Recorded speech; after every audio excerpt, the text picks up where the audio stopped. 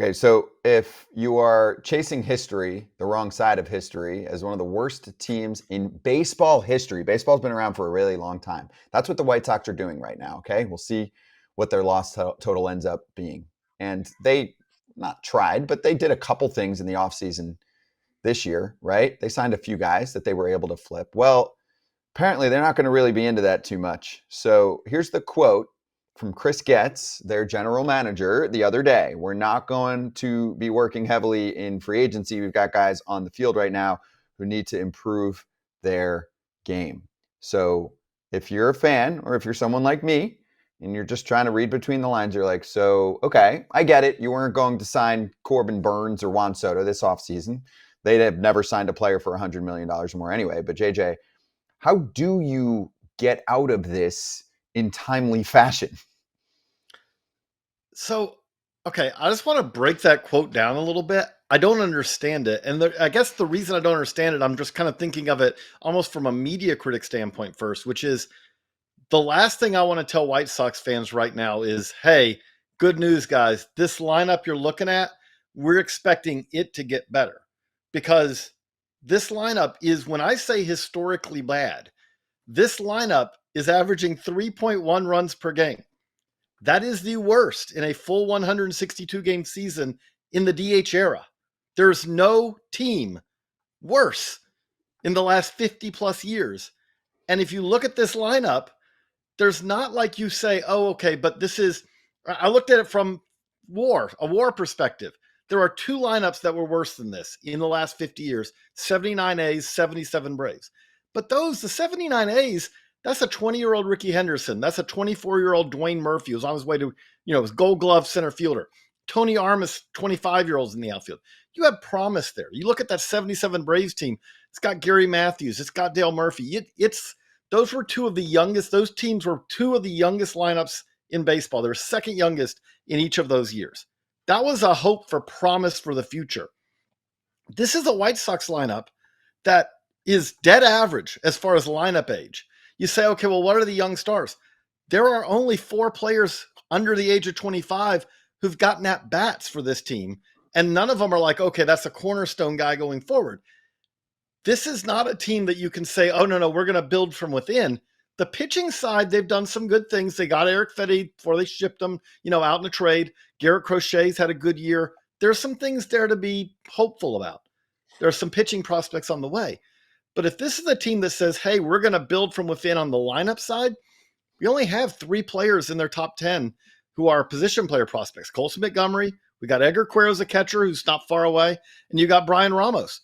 But that's it. And this is not a team. There were only two guys in their AAA lineup, position players, who are under the age of 25. This is not a team that is saying, no, wait, we've got a lot on the way.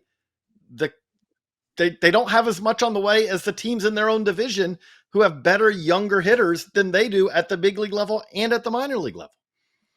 Yeah, and I mean, you think about how they're going to be limited in the draft too. That they kind of pick the worst time in history to sort of tank. If this had happened 10 years ago, they're guaranteed the number one pick. And you say, all right, there's some talent coming out next year, Jace Levelette, whoever that might be. There might be some position help coming on the way. You look at that, you factor that into the puzzle, and then you look at a guy like Colson Montgomery, who very good player. I think has a lot of good attributes, could still be an average or better MLB player. He's really struggled at the AAA level this year and, has not produced even in terms of AAA measures and, age-based measures, has really not produced in the way that I think anybody hoped that Colson Montgomery could produce. We haven't heard of, any phantom injuries or anything that's been nagging him. It's just been, an underwhelming season all around. So I think if you're a White Sox fan, unfortunately, outside of, Noah Schultz and some of, as you mentioned, the pitching that's coming up, some of the pitching that's already here,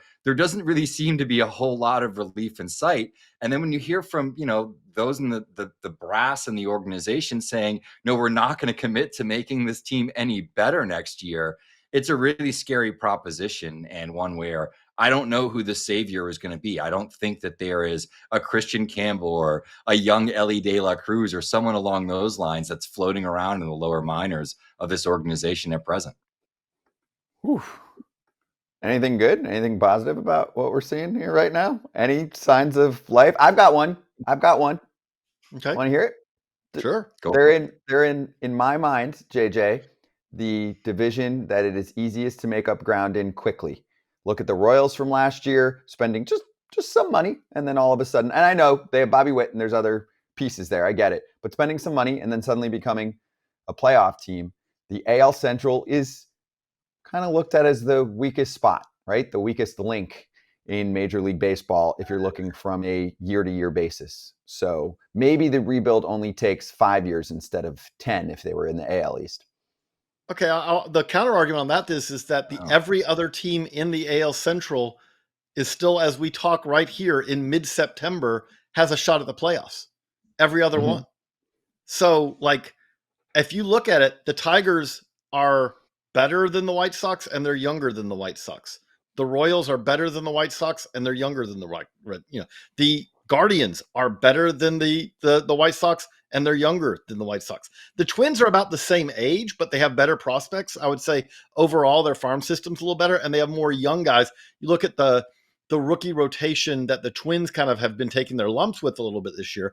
That should have a payoff down the road. I I I don't know. I mean, I don't want to make it sound like, oh, Chris Getz, ascended to this role and it all fell apart, because this is the White Sox kind of system that's kind of been heading in this direction.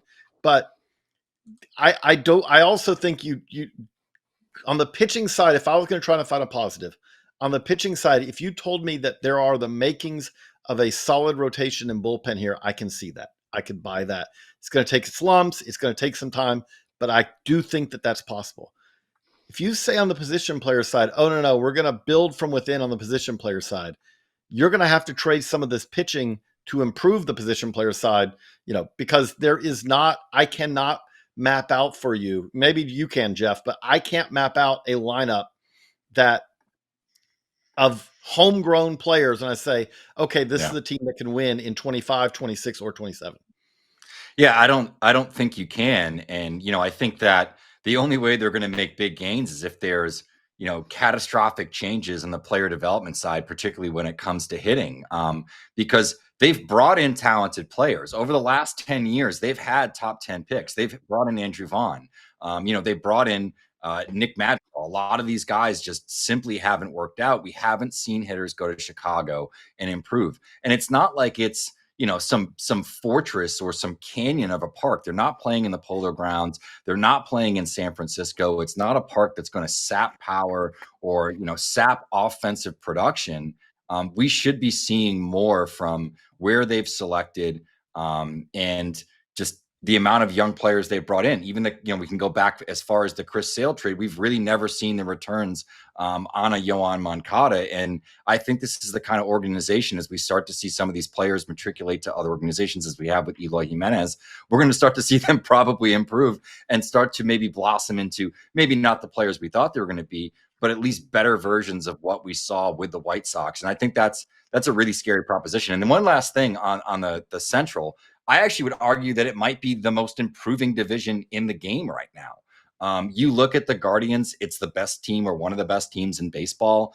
The Twins are young and they still have a really good farm system. I think that they've refined some things in the pitching side just in terms of identification. We've seen a lot of those guys come up. They're willing to spend some money. The Tigers seem to be turning a corner in a real way as they've changed the regime and brought in some very smart people from the Dodgers organization, et cetera. I think we're starting to see across all levels the development happening in a way that didn't happen. This is very reminiscent of those Al Avila sort of Tigers teams that maybe had some pitching and it just never came together.